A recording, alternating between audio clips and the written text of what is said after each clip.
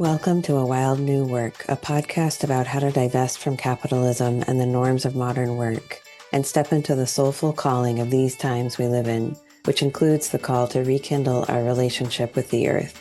I'm Megan Leatherman, a mother to two small kids, writer, amateur ecologist, and vocational guide. I live in the Pacific Northwest, and I'm your host today. Hi, friend, and welcome to the show. Welcome if this is your first time tuning in or if you've been a listener for a long time. I'm so grateful for your presence today. We are in the very heart of autumn now, and in a couple of weeks, we will start to feel more and more that shift from autumn to winter. And this time is kind of the beginning of the hardest part in the cycle of the year. And hardest, not in like that it's going to be so miserable, but in the most kind of severe or pared down period in the cycle.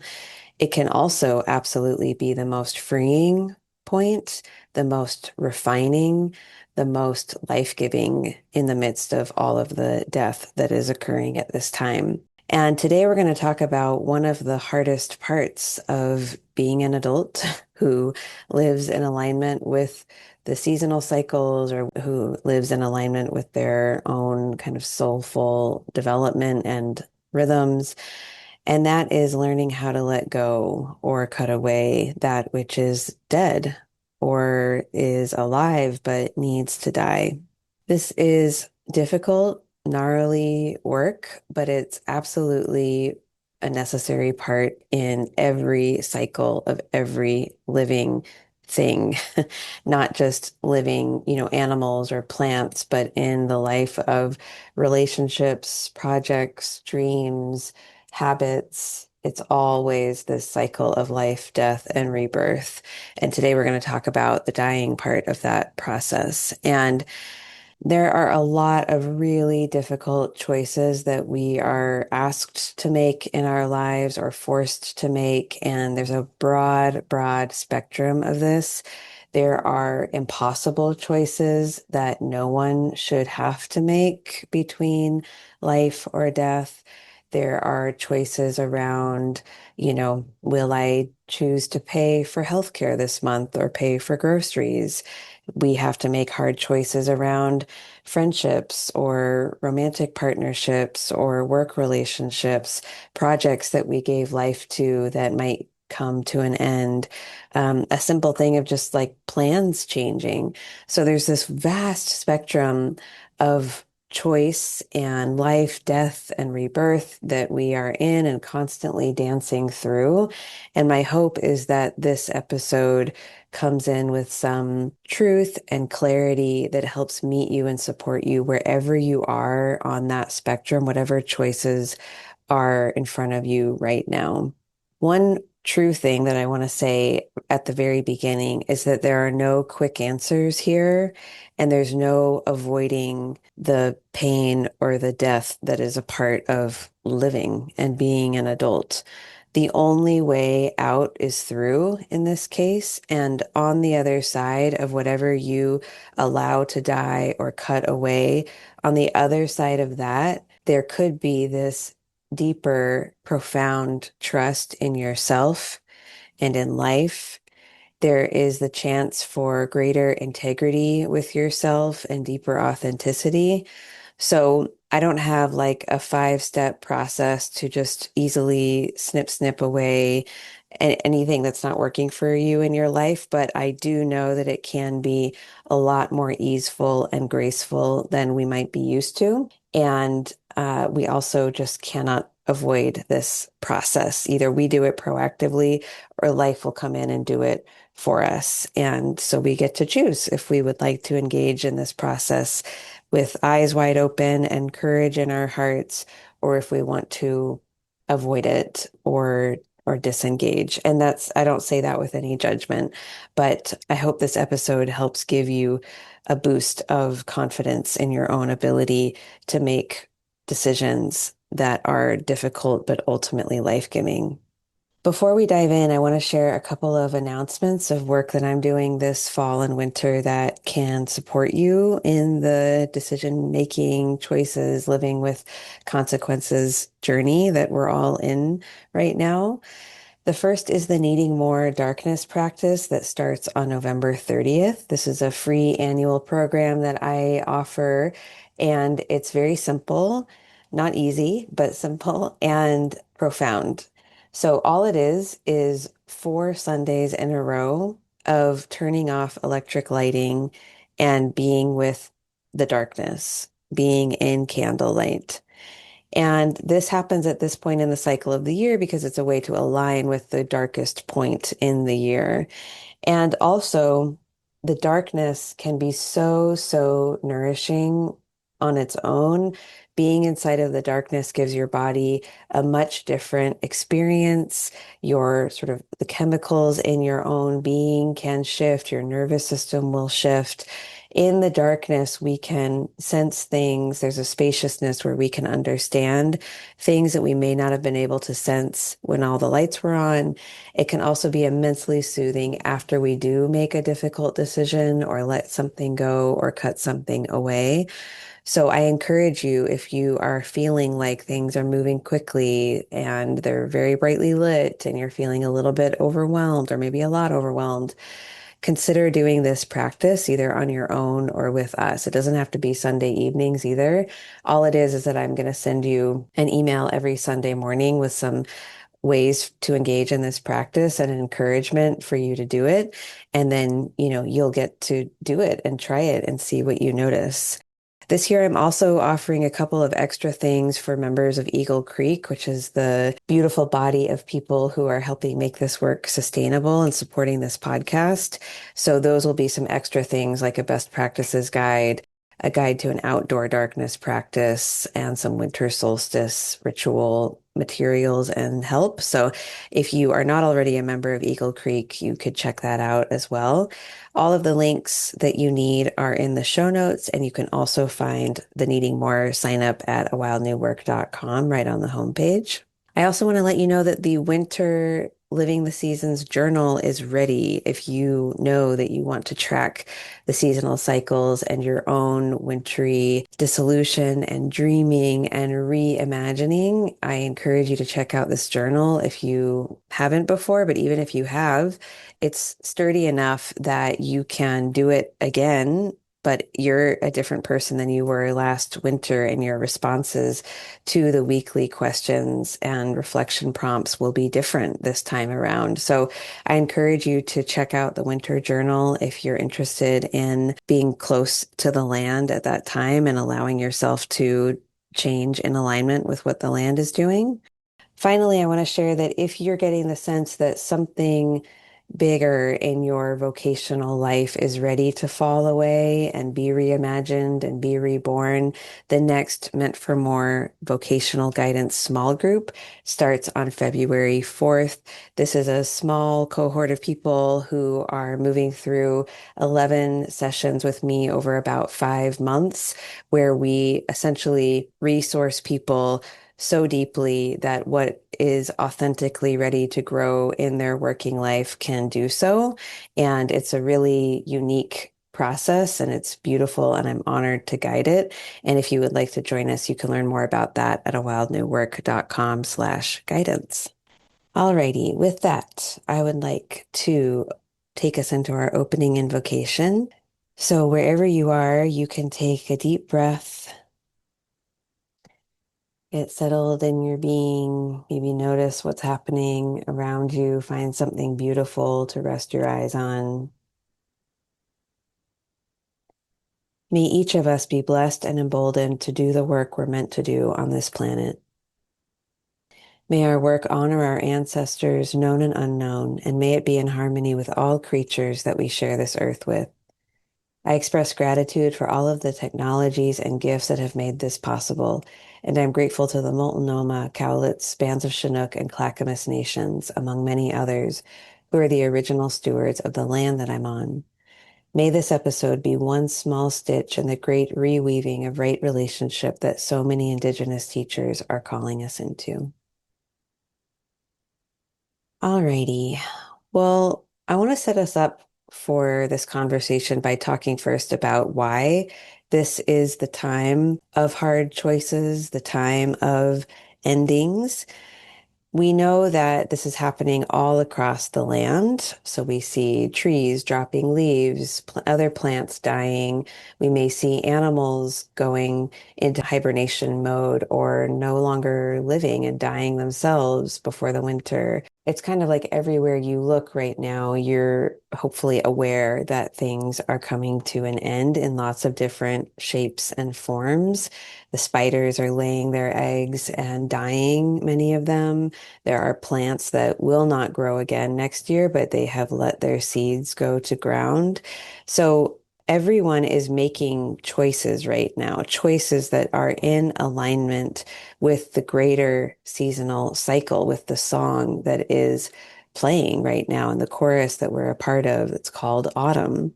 So our experience may look different than the beings that we see on the land, mostly because of industrial agriculture that allows us to eat all kinds of food all throughout the year, and because of, electricity that keeps our lights going, and, capitalism has made it possible for us to sort of be divorced from the seasonal cycles and rhythms of life, death, and rebirth that are so natural, but we can still choose not to skip over this part of the process. Even if we are, lights on till 11 p.m., we're eating oranges all throughout the autumn season. Like it or not, choices will still have to be made at this time all throughout our lives. But even if we don't feel very in touch with the autumn season, I bet there are still going to be difficult choices and endings and death at your doorstep. And that is a gift, even though it can be painful. What we are invited to do at this time is to let go of or cut off anything that is no longer in alignment with who we authentically are. So, all of the old growth in our lives that perhaps once was beautiful or served a purpose, or maybe we didn't really like, but it just grew anyway, all of that that is no longer alive is ready to be composted and given back to the earth. And if you have listened to the podcast episode on the elements from the summer season, or if you've been in a class with me, then you know we work with the five elements here. And what this is the process of nature, the upward growth of nature becoming its downward complementary force of mineral. Okay, so what has grown up is ready to come down back into the earth to be repurposed. So if we will engage in this process, what's possible for us is a psychic lightness and clarity. Okay, people who are good at sensing when something is ready to die and they let it go instead of grasping on for dear life for 10 more years, they don't have the same psychic weight, that others of us do who will not engage in this process or refuse to engage in it around a certain thing. So there's a lightness and an agility that's possible here when we do this work. It's also bringing us into greater integrity. Again, when we let go of or cut away what is no longer authentically ours, what is no longer in resonance with who we are, it makes more space for that which is in resonance with us and in our lives to grow come spring. So if we will do this work in the autumn season, it makes space for us to be able to hear and understand what is meant for us this coming winter. So we will actually have more space and more ability to understand what in our lives needs to be reimagined, what new dreams and new seeds do want to sprout this coming cycle, and an actual, real, meaningful rebirth in our lives in the spring becomes a lot more possible. So if you want anything in your life to change, the process of dying, letting it die, is what you're invited to do now. And that is how change can come. I don't know exactly when, but I know that this is a part of the process. And we don't have to know what is going to grow in its place. That's a place where I think a lot of us get stuck, where we don't want to let go of something because we don't know what else is going to grow in its place, or we're afraid nothing will. Oh, this is the best I can do. It's killing me, but it's all I've got. So I'm going to hold on to it because I don't know what else could come. Autumn is risky. It's asking us to take risks. It's asking us to let go of that thing, allow it to die, or kill it ourselves, and trust that something really can grow. And it's often something that is more interesting and more in alignment than what would have been possible if we had hung on to this dead thing for another 3 months or 3 years or 30 years. So now is the time to get serious about what it is in your life that is ready to die. All energy in an ecosystem gets reused. Everything you let go of in your life becomes compost for the soil of your life. It enriches you and it makes it more possible for new things to grow. And when we do this collectively, imagine how nourished our soil could become, how many new seeds and sprouts could make a home inside of this fertile soil and could actually grow. So this is really, really important sacred work. So I want to talk first about some skills for making hard decisions, some things that seem really essential and that have helped me a lot in my own journey with having to make a kill or allow something in my life to die. The first skill is tracking, and we talked about this again in the summer series, and it's where I always start in the Meant for More process because it's so foundational to being able to like live and navigate in your life. So it's really important as adults that we know how to track energy, that we know how to track our own life force. Where is my life force going? Is it spilling out into every which way? Am I channeling it into the places I want it to go? And also tracking the energy of that which we're in relationship with. Does this relationship feel alive? Am I having to put way more energy into it right now? And does that work for me?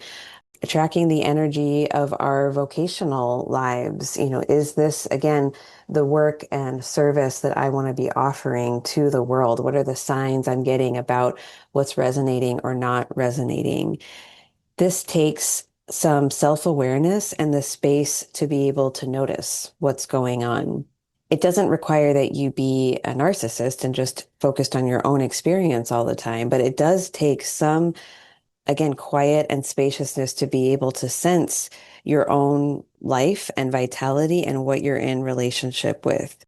You are the only one who will know what is ready to die in your life and when. We could both be looking at the same situation, like maybe you run your own business. We could both be looking at it, and I could say, "Oh my gosh, you look like this business is thriving. Look at everyone resonating with the work that you're doing. You're getting all of these new signups, etc." But if in your body you know that this is only alive because you're pouring all of your vitality into it and not getting any life in return. You might be getting paid, but that's not life. If you sense that in your body, that then you are the authority. Then the thing just is dying, or it needs to die, or it needs to be given the chance to hibernate and be reborn in the spring. So if we don't know how to track our own life force and get a sense of what the ecosystem of our lives is doing and where things are growing and doing okay and where things are dying, this work is going to be really difficult, more difficult than it needs to be. So it's hard to track what needs to change in our lives if we are busy every moment of the day. We have no time or space for self-reflection. So if that's where you're at right now, then you may want to consider how to make a little bit of space to understand and look at what in your life is trying to fall away. And it may be the busyness in and of itself, that habit of overdoing that could be creating enough friction that you know it's ready to fall away. And I'll talk more about what that could look like in a minute. So tracking is the first foundational skill. If you're wondering how to sense what needs to die in your life and follow through with it, you'll need to know how to track your energy and the energy of what you're in relationship to. The second one is divination or some other method for intuiting what is right for you on a soulful level. So the mind, when we approach a difficult choice, the mind gets so loud. It's so loud with its worst case scenarios, its black and white thinking. Oh my God, if you choose this, here are the 10,000 things that are going to happen that are scary. You can never leave. You could never cut that away because look at all of this that could happen. So we need another skill by which to understand and get sort of beneath the mind's loudness to hear our own soul or heart or intuition, whatever word fits for you. Hear that quiet voice that says, this is what you have to do. You can't do this anymore. Or if you want to move toward this, this has to fall away. And the soul will tell us that in simple, clear language. It won't have the same emotional charge and whipping up story that the mind will create, but we have to be able to hear that. And I hear it through meditation or quiet moments. People receive dreams. Again, I think divination, like we covered in episode 158, is a really helpful tool where you're using something like tarot cards or a pendulum or divining out on the land and asking for messages to show you what is right for you at this time, even if it doesn't make sense to the mind or make sense on paper or make sense to anyone else. The third skill that is really helpful in this process is ritual. And we haven't really talked about ritual in depth in the podcast, but I've talked about it in lots of other places in my work.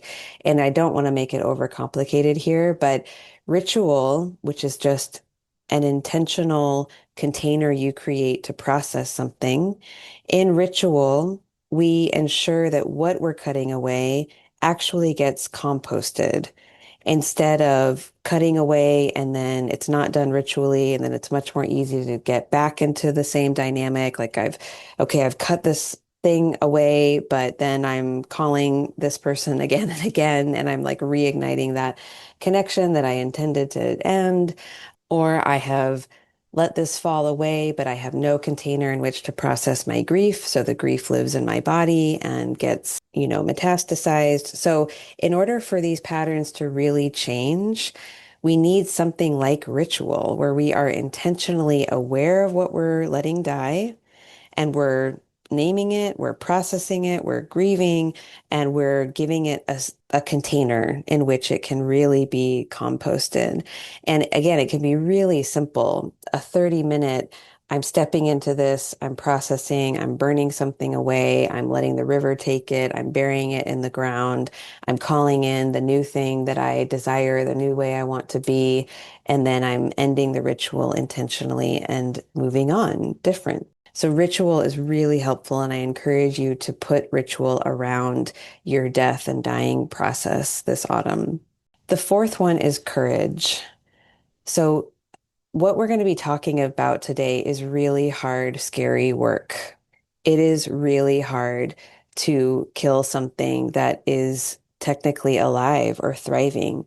It is really scary to end relationships and jobs and ways of being and identities. It is hard.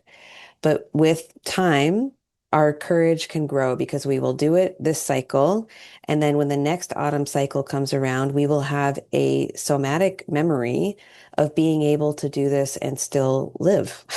We will see that we didn't actually die, that things were okay, that it actually fed us for the winter and spring. So this is not easy work. There's no easy way through it. There can be grace for sure, but it does take a lot of courage. And whatever helps you to foster that courage, whether it's reaching out to others and asking for help or being seen inside of it, or prayers or ritual, or finding an ally on the land, a being who could help you and you can take up some of their courage.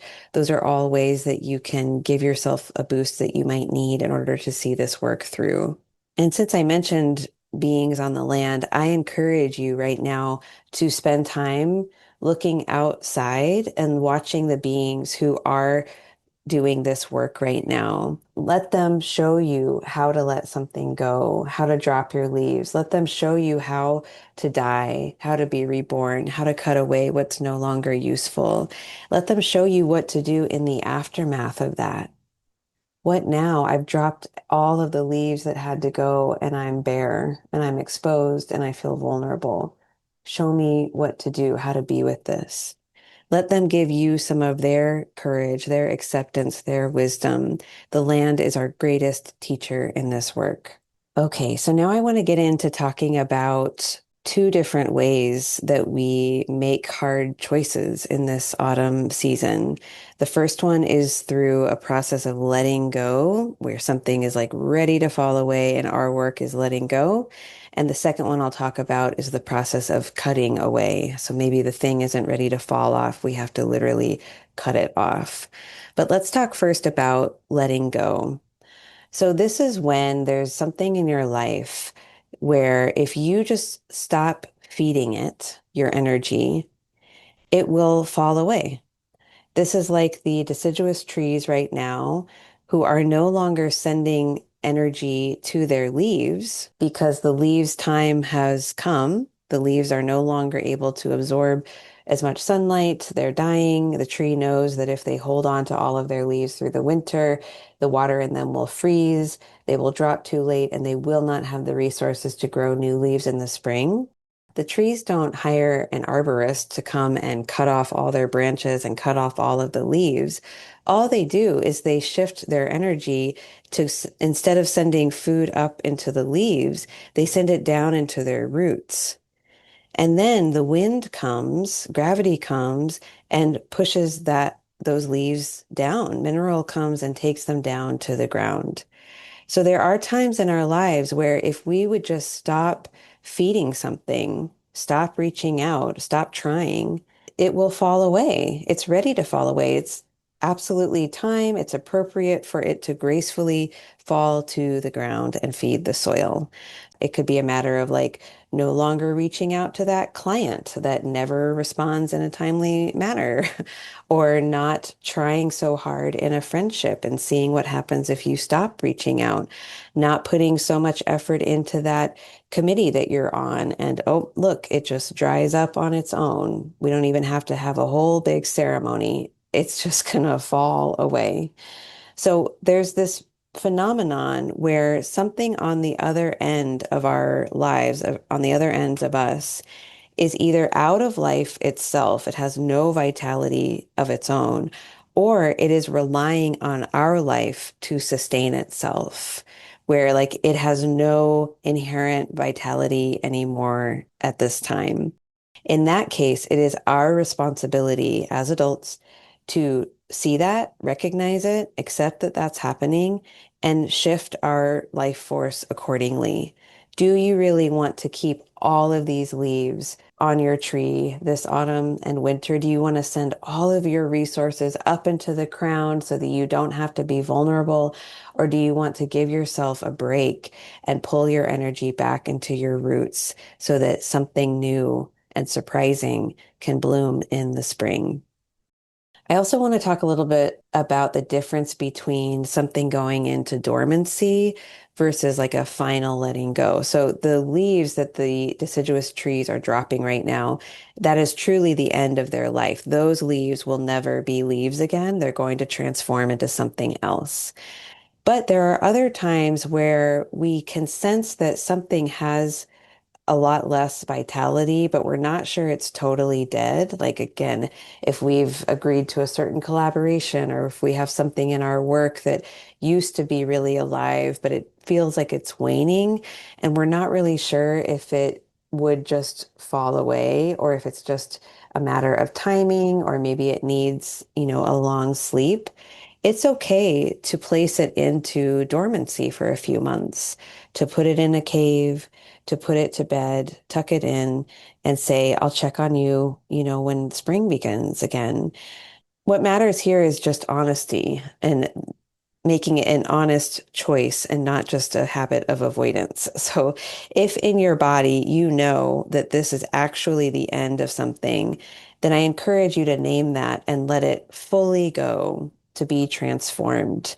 But if you're not sure, it's okay to say, I don't know if this is really the end, but I'd like to not put my energy here for a couple of months and see what happens. Maybe it will come to life in a really new way. Maybe you end that collaboration or that relationship, or you say, I just need to put this to bed for a couple of months and we'll see. And maybe it grows really beautifully in surprising ways in the spring, and maybe it won't. Maybe it really was the end, and you'll know that. So I encourage you to keep dormancy or hibernation as an option in your toolkit because, again, the mind gets so loud about like, it's either this or that, and like, you gotta go nuclear, cut it all away. And sometimes we need that push and we're holding on to way too much. But other times it's okay to be kind of slow and gentle and curious and put something to bed for a little bit and see what happens. So the work in the letting go process is really just about changing the flow of your energy for long enough that something can fall away on its own. Again, you have to be discerning and clear here. So if you begin to shift your energy and you say, okay, I'm going to stop tending to that project. I'm going to let go of those plans I had. I'm going to stop reaching out to this person. Then it's your work to stick to that and to not reach out because you're feeling guilty or, it's okay. Of course, we all have patterns of self-sabotage, but the work is in like sustaining that shift in like the change of your flow and the way that your energy is going so that you can see the thing fall away or be taken by the wind, by the gravity, the natural forces of life that will take what is dead. And again, that can happen as gracefully as the leaves falling away. It can be beautiful, even. Look how beautiful the autumn landscape is. It doesn't have to be quite so gruesome. Things get gruesome and challenging when we are holding on really, really tightly to something that is dead, that is trying to fall away, and we're saying no. So the grace comes when we accept that there's death here, that letting go is a natural part of life, and we are willing to dance with that and allow what's dead to go. And again, you don't have to know what's going to grow in its place. That's not your business right now. What you're doing here is reconsolidating your energy and moving it away from anything that's taking too much or that's unsustainable or that doesn't need your energy anymore, that's trying to die. And you're doing that so that you can resource yourself for the seasons to come in the future. And you can do this without telling anyone you're doing it. You don't have to make a huge announcement. I'm shifting my energy away from this relationship. Of course, if someone is asking you why you're falling off, depending on your relationship, absolutely, you can talk to them about that and you should.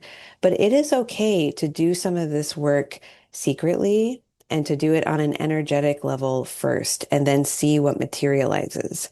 So if you know that you want out of an obligation or you want to end something because it's totally lifeless, it's taking all of your energy, you can absolutely start with a ritual to put it down into the ground, to let it go.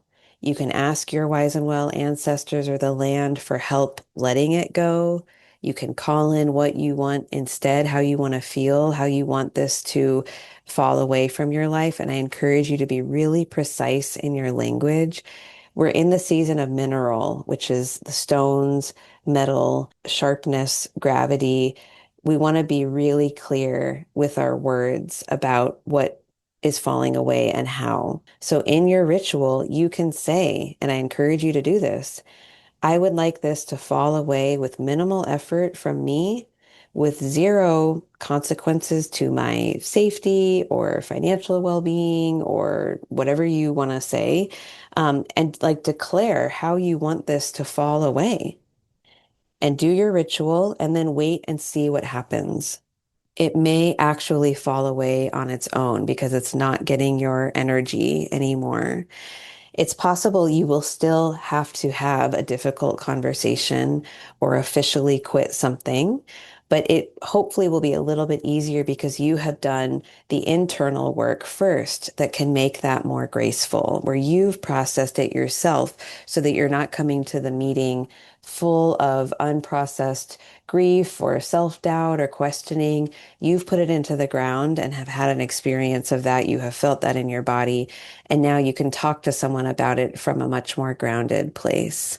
Once you know to look out for what is ready to die, it can actually become a really, maybe not always enjoyable, but again, a really life-giving process where if you know that every autumn things are going to need to fall away, then you don't have to be in the emotional tumult of shock and surprise. You can expect it and you can proactively tend to what you're sensing is dead. So, like for me, one small example is that this podcast will need to go dormant later in December. I know it's not time for it to die. There's still a lot of energy there, but the energy that it requires in order to continue living is energy that I need in my being now. I need to pull back and restore myself after a busy season of teaching and, doing all the things I do. So I can't feed the podcast for a little while. I need the podcast to go into hibernation mode and need less. And yes, of course, I have fears about my business slowing down or listeners dropping off, and that will probably happen. But this dormancy is just a necessary part of the cycle. It has to happen if I'm going to be able to speak what is really true come the winter season and have the energy to do that. So I bet there are numerous examples in your life of things that need to fall away completely or that need to go into hibernation mode where you just can't send your energy to anymore. So letting go is this awareness that something we're in relationship to or the relationship itself is withering, and we make a conscious choice to stop feeding it, either for a certain period of time or permanently. And in doing that, it can fall away or it can go to sleep with more grace. Okay, so letting go is one strategy or one method or one way that this can look in the autumn season. The second one I want to talk about today is cutting things away, a more active approach. And some of you were probably in the class I taught on November 11th on Blood Month. And Blood Month was an old Anglo Saxon tradition. And I don't think the Anglo Saxons were the only ones who practiced this, but it's where we'll focus today. It was first documented in the 700s or so by Christian clergy who were, documenting pagan practices at the time to sort of denigrate them. But it's some of the only good evidence that we have about these practices. And the word blood or the term blood month comes from the words blot, B-L-O-T, and monoth, M-O-N-A-T-H, which was month. So blot monoth was the name of this time. And blot is an old word that meant sacrifice. And it could also be in different areas. It was spelled B-L-O-D, which would have been the word for blood. So that's where we get blood month. But blood month or the month of sacrifice, these were the terms used for the month of November. And it was because in this period, people would practice a certain ritual, but also just a method of animal husbandry, where the animals that were grown throughout the spring and summer, some of them would be kept alive through the winter to breed and give life to new animals in the spring, but many of them would be put to death and slaughtered in this time in order to become food for the villagers. And so this was like a very practical thing, but it also was a pagan ritual, and those animals, many of them were offered in sacrifice to the gods. So what we know about it is that it happened in November because this is, again, November is like the beginning of the harshest point in the cycle of the year when food becomes less and less plentiful. So these people who practice Blood Month knew that there was not enough food on the land to support all of the animals growing. So rather than everyone starving through the winter, trying to keep lots of animals alive with limited grass and food, Many of them would need to be put to death. And this wasn't done in a haphazard industrial farming kind of way. This was done in a ritualized fashion where there would be at least two witnesses there. The animal would be slaughtered again with respect and dignity. It would be a clean kill. Some of those animals and their blood would be offered in a way that honored the gods, and everything from every animal would be used. Nothing would go to waste. So these people who practiced Blood Month, they chose to raise those animals for the purpose of slaughter. And we may have things in our lives that we grew knowing that we didn't really have capacity to keep them alive for long, but that still doesn't make these decisions easier. No matter what, whether we knew that these things we've grown would need to die, or we're in Blood Month and we're shocked and disheartened that we don't have the capacity to keep this alive anymore. No matter what, there are times in our lives when what has to die is fully alive. There's no good, quote unquote, logical reason to kill it or cut it away, but we just know we have to. The people who practiced Blood Month knew that not every animal could come into the winter and spring. They knew that it was a choice between a slow, cold, starving death or a dignified death in which the animal became a source of food and life for the village. And I understand, this is like could feel problematic if you don't really buy into agriculture or the domestication of animals, but I want to keep going and use it as a sort of teaching tool because I think it's really rich. Many people that I talk to about vocation and work, especially, are waiting for someone else to come in and make a kill for them. They want the job or the old dead way of being in work or the old dead ways that they relate to an income. They want it to fall away gracefully. They want someone else to decide and cut it out and they want it to go away. But not every death is like that. There are times when we have to do it ourselves. And being an adult is sensing when something is falling away, and it's just a matter of changing our energy, and when we have to grab the knife and make a really hard choice. And it's really normal to only think about the risks of cutting this away. What is going to happen if I kill this animal?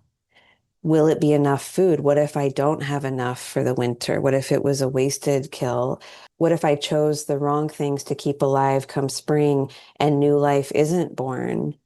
What if I don't have the skills to make use of everything that this animal is giving me? What if I waste this? All of the things that come to life when we're approaching a hard choice like this, we often can only see the risks of cutting it away, all that we will lose, all of the reasons why it could be foolish or too risky, etc. But what is the risk of keeping it alive? What is the risk of keeping something alive that I know I cannot feed through the winter?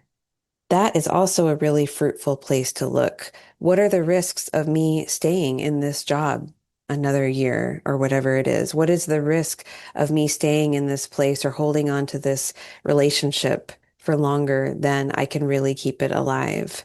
And there are all sorts of ways that this could look. Maybe this year you have been doing a ton of learning, like you're growing in all of these different skill sets, or you've taken all of these classes.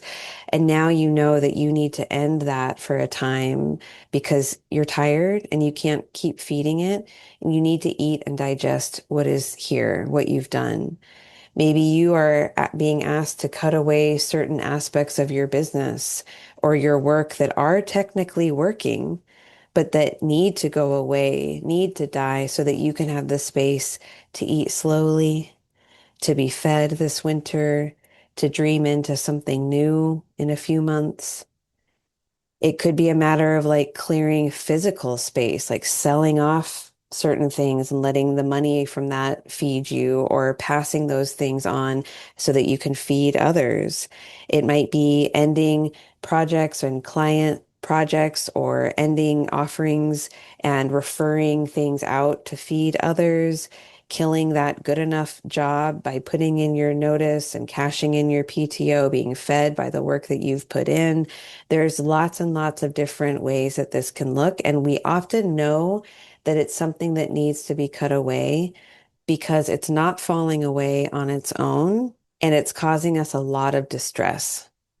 And one thing that we can do that's very simple is to imagine cutting it away, killing it, it's over, I've ended it, and seeing what you feel in your body. And again, this takes a lot of discernment because you might just feel panic, but we're trying to look a couple layers beneath the panic.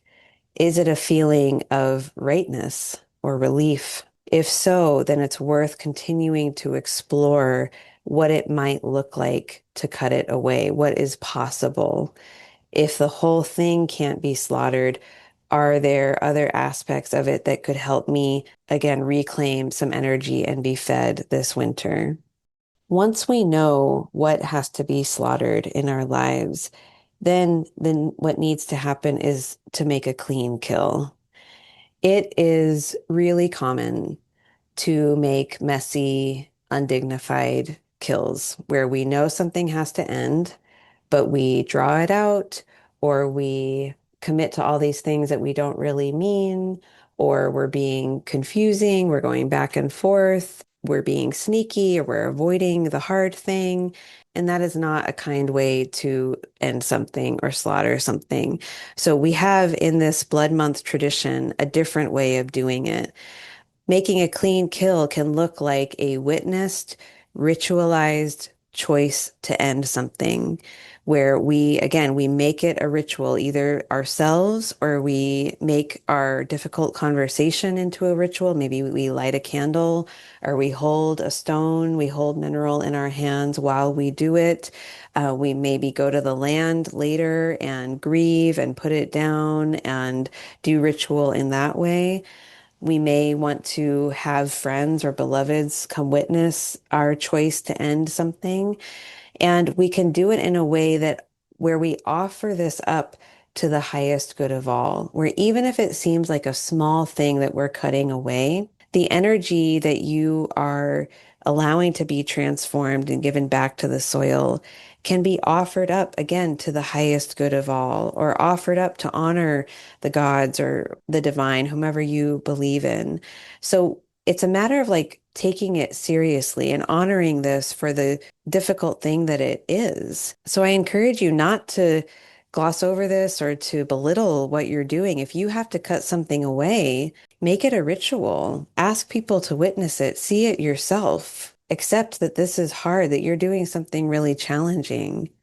Grieve the grief that you need to grieve. You don't have to cover yourself in ashes and wail, throughout the city, although you could, but just honoring the grief that does come up.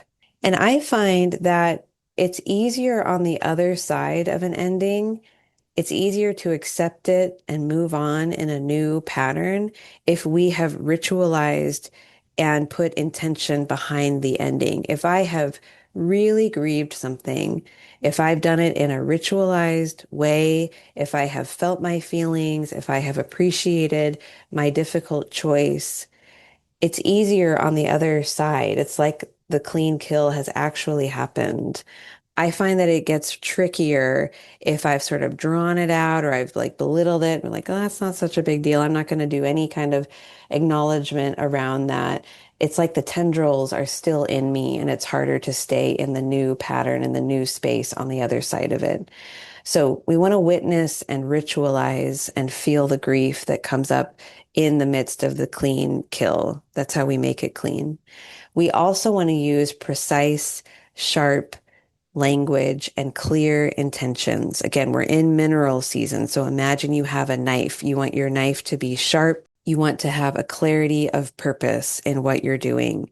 So being clear in yourself first about what you can and can't do, how this is ending, how you want it to end, when it will end, and how, and who needs to be involved and what you want to share with them.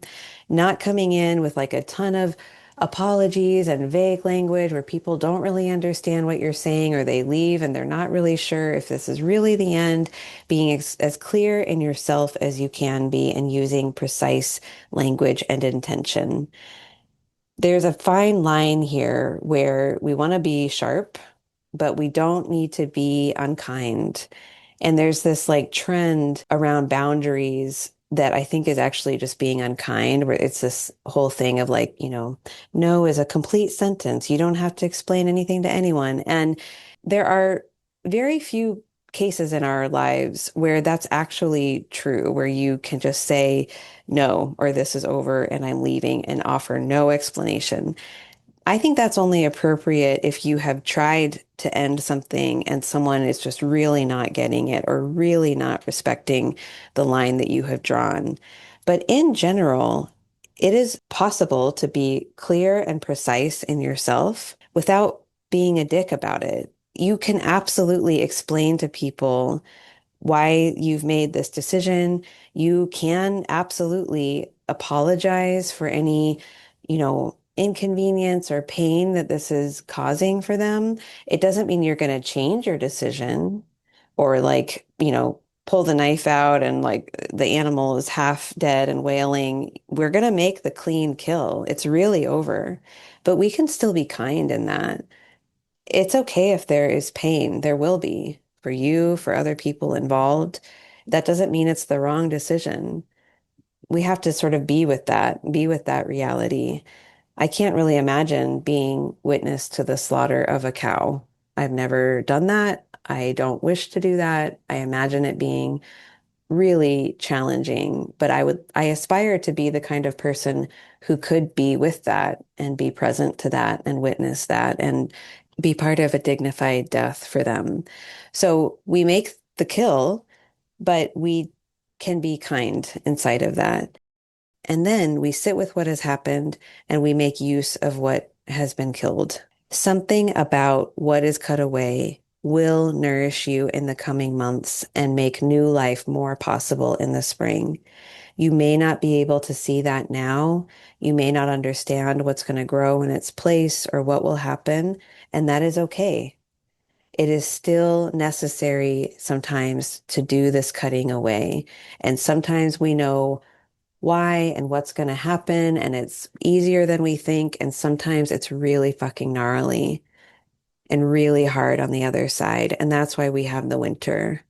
I went through this last autumn season where I was sort of shocked to find that a really big, meaningful relationship in my life that had grown had to be killed and cut away. And that was a really hard decision, but I harnessed what I could in precision and clarity, and I cut it away and I grieved. I spent all autumn and winter trying to make sense of what had happened. Why did that have to die? Did I do it in the right way? Who am I now on the other side of it? What do I do with this huge carcass? How can I be fed? What needs to be given to the earth? What's meant for me? What just needs to fall away? And in hindsight, what I can see now is I can see the incredible amount of richness and new life that that death brought me. It gave me a deeper sense of sturdiness in myself and deeper connection to the web of life. It helped me understand what I'm meant to share and teach right now and how I want to do that. So it was very, very painful in the process. And I wouldn't have said that this was great or, that I wouldn't have chosen it probably. But sometimes life chooses that for us. And I'm grateful that that happened. So if you're in the midst of something really painful like this, or if you've been avoiding it, but you know it's coming, I just want to say that there is something really precious on the other side, and to give yourself a chance to really integrate that and make use of it in the winter. And we'll talk more about that when the time is right. But we're still in the process of the actual slaughter. That's where we're at in terms of the seasonal cycles. So we've talked about letting go, making the choice to stop letting our energy flow into or feed a thing and being with that. We've talked about making the choice to cut something off, kill it. But there are times when it's not our choice, when sometimes life or fate will come and end something for you, end plans, end opportunities, even end the life of someone. And then we're sitting there and it wasn't our choice. And we're left with our work, our part of grieving it, trying to maybe not make sense of it, but allowing it to feed the soil of us. Maybe there are open wounds where a cord was ripped out. We had a connection to something and someone else ripped it out and we're grieving and there's an opening there and that needs healing. We might find ourselves on the other side of something that has died and there's a new spaciousness that's very uncomfortable and different, or it's very quiet in a way that we didn't plan or desire or expect. And even when we don't know why something or someone has died, it doesn't make sense to us. It's not what we would have chosen. Don't forget that the earth accepts all death. The earth uses everything. The soil will take it all and turn it into nutrition and food for someone or something else. So we may not understand why some things or why some people die, but if we can accept that it has happened, grieve, go down into the grief and not look away, something inside of us knows how to integrate that and make new soil from it. Your body has that intelligence, just like the earth's body has it. So no matter what, if it's our choice or not our choice or a mix, when we are on the other side of this, it is a quiet time. We come into the winter and something sacred has died.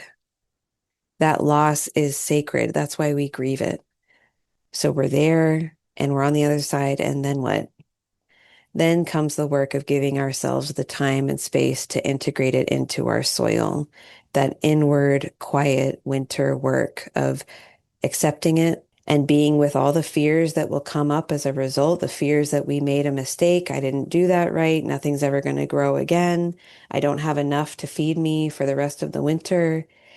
And the snow, the cold, the dark comes in like a blanket, and it can help us to be still inside of that, to see the fears and be with them, but not consumed by them, or to go deeper into the grief if that's still our work to do. And you have the capacity to do this, and the land can support you and show you how to do this. Your wise and well ancestors know how to do this and can support you. And you have an innate intelligence. You have all the elements inside of you who can help you to go down into the grief, to let it go, to sit in the inward darkness of winter, and to grow upward again when it's time in the spring. I really hope something about this episode today felt true to you and soothing in a way, just because it's honest, even though I know this is not easy work. I wish you such courage and tenacity as you track what's ready to fall away or what needs to be slaughtered and see that work through. And I hope you come out the other side with a deeper sense of trust in yourself and in this work that we do. Thank you so much for being here. If you enjoyed the episode or are a listener and would like to support the show, I welcome that support either through an Eagle Creek membership, or if you can't commit monthly and you just want to send a few dollars my way, you can do that at buymeacoffee.com/Megan Leatherman. You can learn about Eagle Creek at awildnewwork.com/Eagle-Creek. Of course, your sharing of the episode, reviews on Apple, and working the material into your life is so appreciated as well. Thank you, thank you, thank you. I love being in this relationship with you. I will be back with you in 2 weeks for the final episode of the autumn season of the show, and we will journey ever deeper into the dark and quiet of this season and see what medicine is needed in our lives at this time. I hope you take such good care, and I will see you on the other side.